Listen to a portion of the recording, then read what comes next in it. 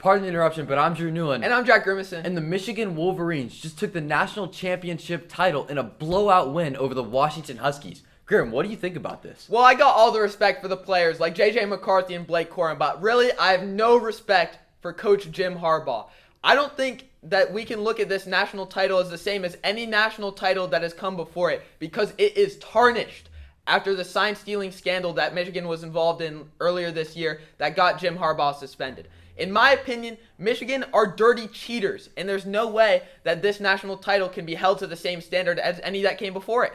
You know what, Grim? The national title is debatable. However, I think the Michigan Wolverines definitely deserve it. Their season before this was phenomenal. J.J. McCarthy is an incredible quarterback. He has been putting up insane numbers the whole year. Well, hold on, Drew, all right? J.J. McCarthy just had a horrible national championship game with only about 150 yards and no touchdowns.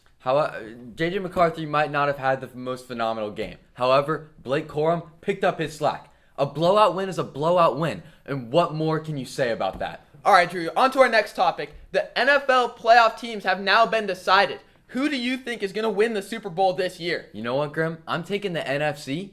And out of the NFC, I'm taking the Dallas Cowboys.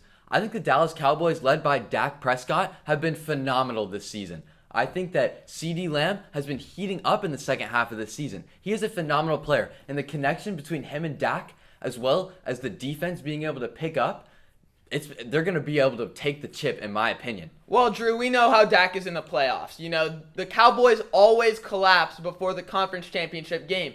And with teams in the NFC like the Niners and the Eagles this year, I don't think they're going to be able to get there again. For me, I'm going to have to take the AFC. The Buffalo Bills taking the Super Bowl with Josh Allen putting up some crazy numbers, and they're on a great winning streak right now. You know what? I don't think that the AFC is going to be able to have it. I think that the Bills, however, led by Josh Allen, great team. I think that the AFC doesn't even have a contender to match up with the Dallas Cowboys. I think that the Dallas Cowboys are one of the most phenomenal teams in the league, and we just have yet to see their potential. You know what? Now we're going to transfer over to the NBA, where we're going to talk about the Detroit Pistons, who are arguably the worst team in NBA history, picking up a 28-game loss streak recently.